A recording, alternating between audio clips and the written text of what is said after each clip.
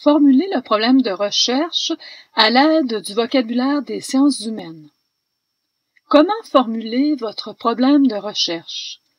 Comment trouver la formulation adéquate?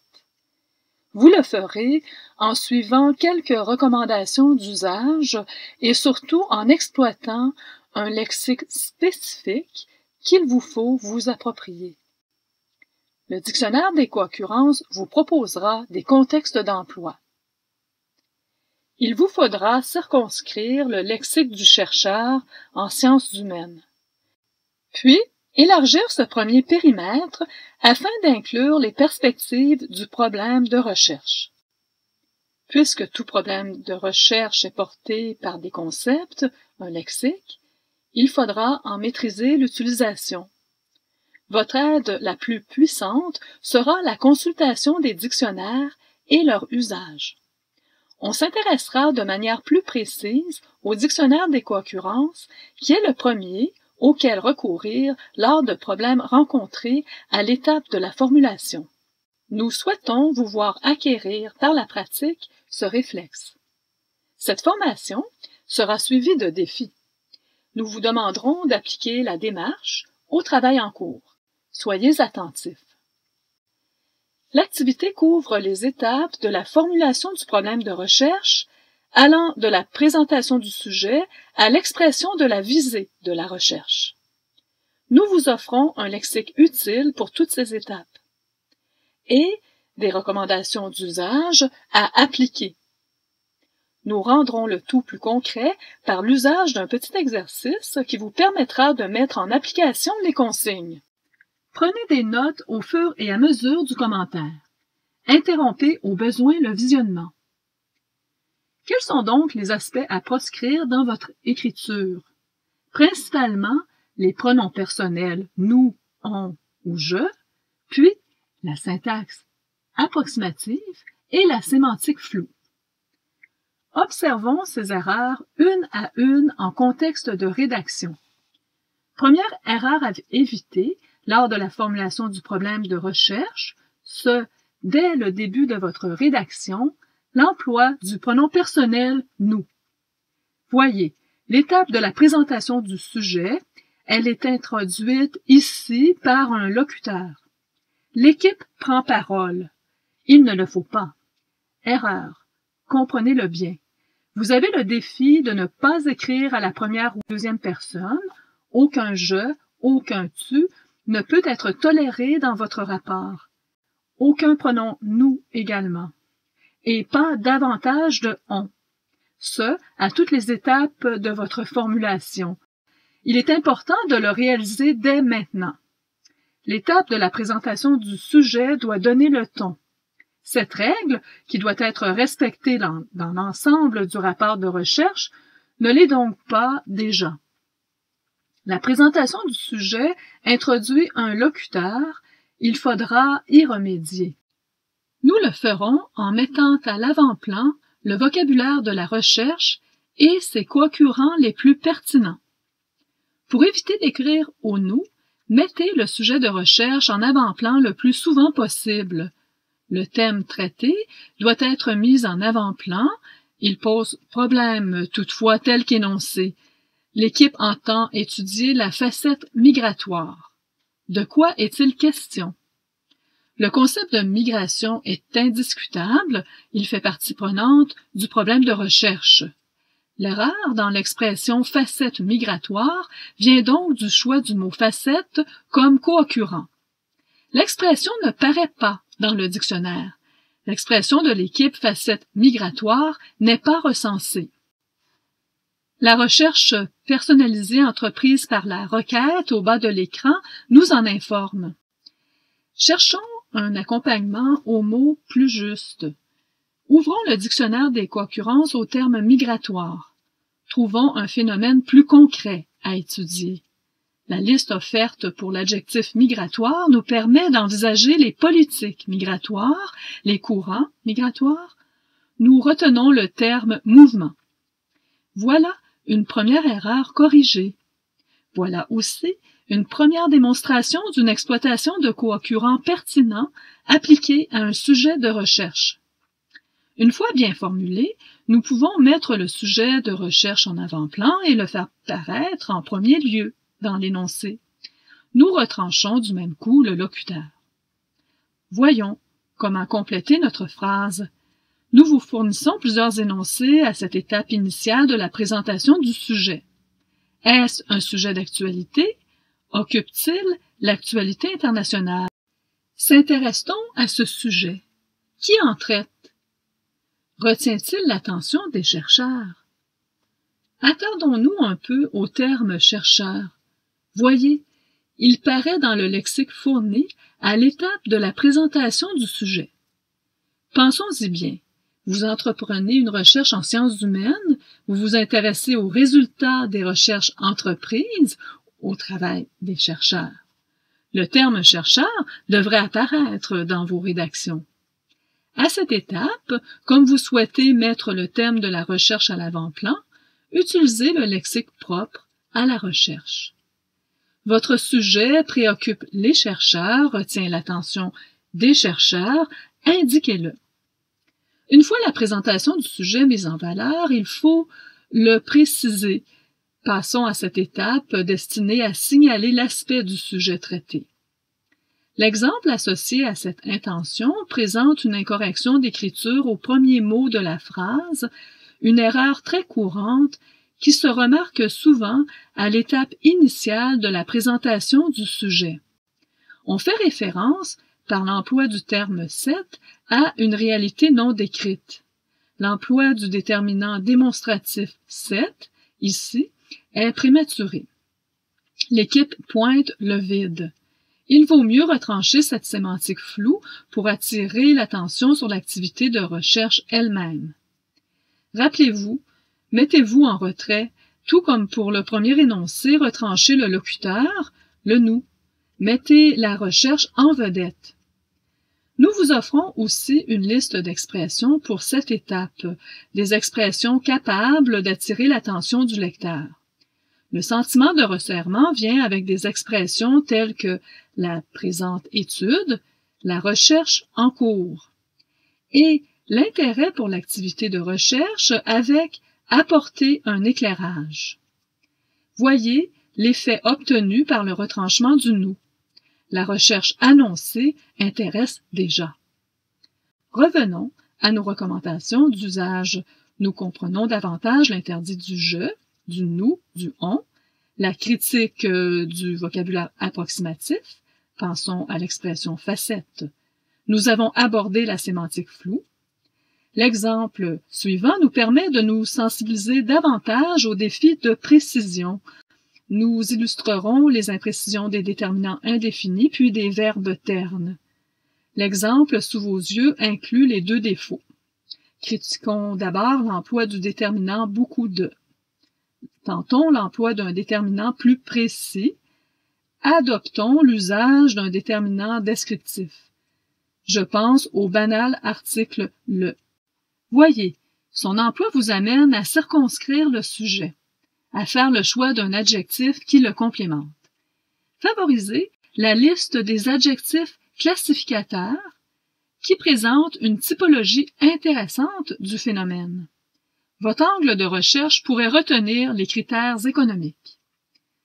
L'actualité vous amène à vous intéresser aux réfugiés syriens. Maintenant, attaquons-nous au verbe terne, le verbe faire. Les concurrences du nom demande qui le suit me permettront de trouver un verbe plus précis. Je retiens le verbe déposer. On peut observer la part de l'adverbe qui contribue à donner un sentiment d'actualité à la déclaration. Nous venons d'aborder l'étape de la présentation du sujet. Nous sommes conscients qu'un petit lexique par étape se construit. Continuons à l'explorer. Toutefois, avant d'aller plus avant, retenons qu'il faudra chasser à toutes les étapes du rapport de recherche la sémantique floue, la présence du locuteur et l'emploi d'un lexique imprécis. Abordons maintenant l'étape de la définition des termes de la recherche. L'étape présente de réels défis linguistiques.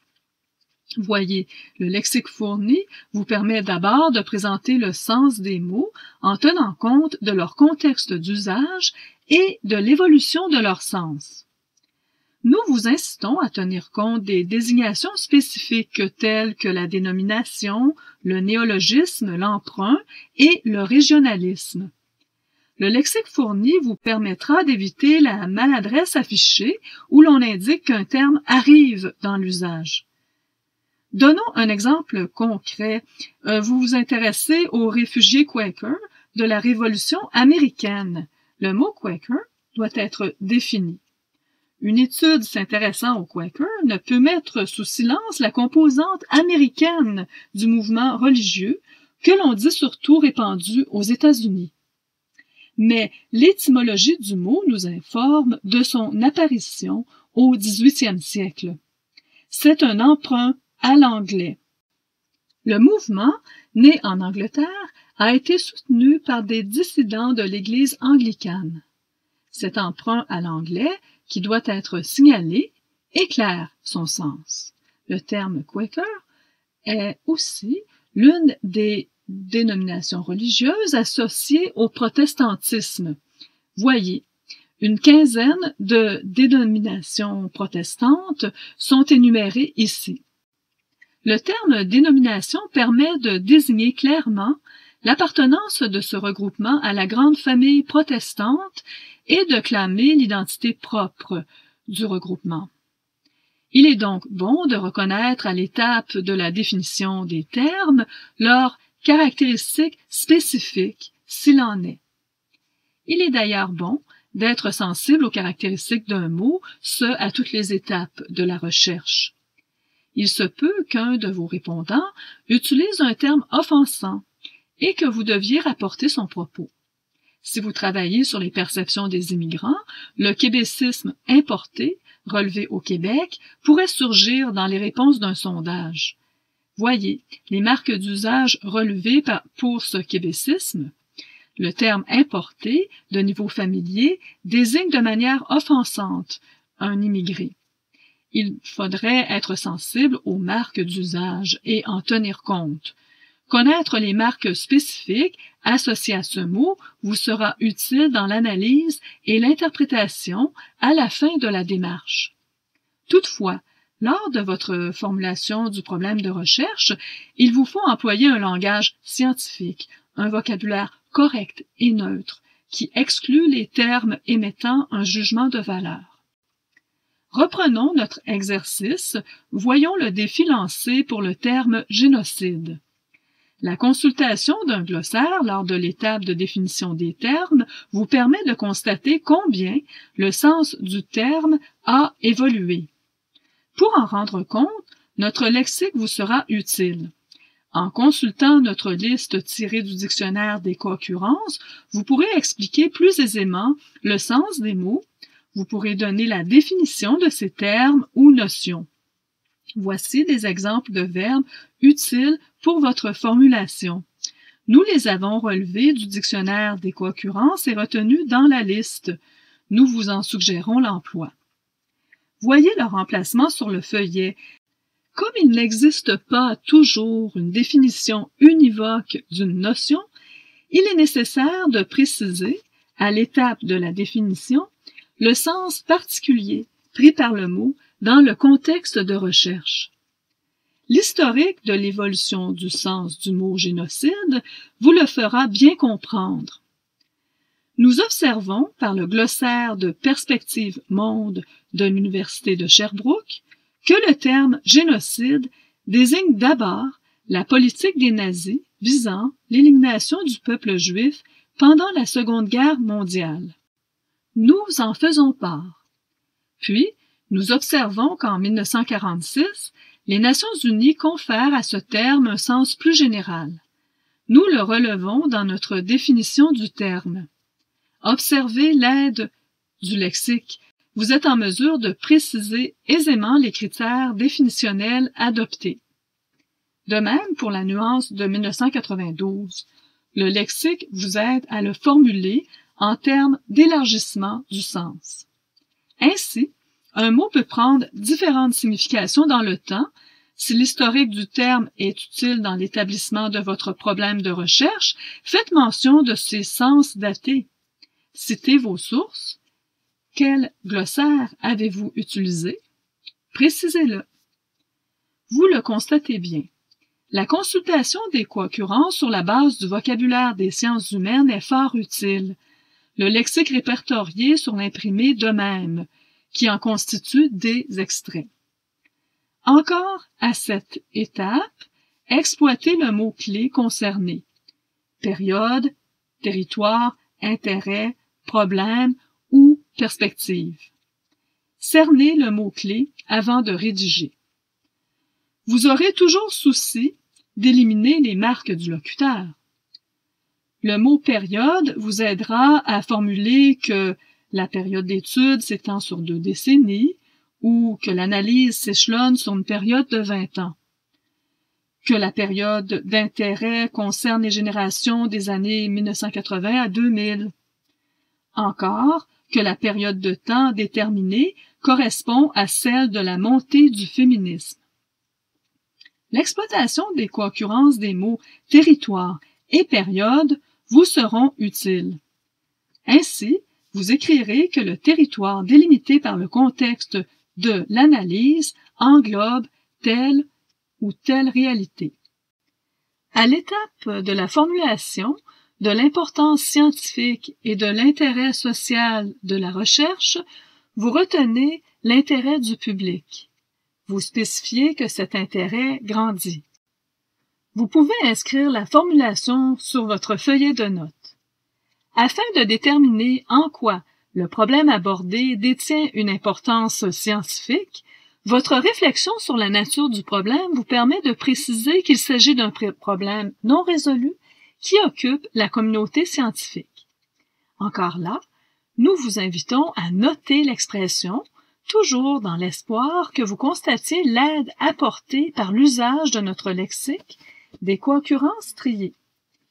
À l'étape de la détermination de la visée de la recherche, il en sera de même. Explorez la liste de mots proposés. À l'étape de la formulation de la nature de la recherche et de la perspective épousée, votre rédaction gagnera à la consultation du lexique. Utilisez-le. Lors de la formulation du problème, vous y trouverez le vocabulaire des sciences humaines. Tenez compte de nos recommandations. À la toute fin, vérifiez si vous avez retranché toute marque du locuteur et remédiez aux imprécisions sémantiques importantes. Le guide affiché vous indique quels prismes d'antidote vous permettront de détecter les oublis. Il vous propose des solutions qui passent la plupart du temps par l'exploration des co-occurrences pertinentes. Lors de l'atelier de rédaction, nous vous suggérons de vous partager les responsabilités en sous-groupes. Les étapes de la formulation du problème de recherche pourraient être attribuées en sous-groupe pour un laps de temps de 30 minutes. Excluez toutefois à ce stade l'étape de la définition des termes. Une durée d'une quinzaine de minutes pourrait être allouée à ce seul défi. La finale de la séance serait allouée à la mise en commun, puis à la vérification des recommandations d'usage à l'aide du guide. Corrigez du même coup les fautes résiduelles. Ainsi se termine cette communication portant sur la formulation du problème de recherche à l'aide du vocabulaire des sciences humaines. Votre appropriation du vocabulaire des sciences humaines ne fait que commencer. Nous en avons relevé qu'une faible part associée à l'étape initiale de la formulation du problème. Soyez attentifs. Le langage courant que l'on diffuse dans les médias donne vie de plus en plus au vocabulaire des sciences humaines, ce qui fait dire à Jean-François Dortier, en guise de préface à son dictionnaire, « Les sciences humaines sont parmi nous ». Bon travail et merci.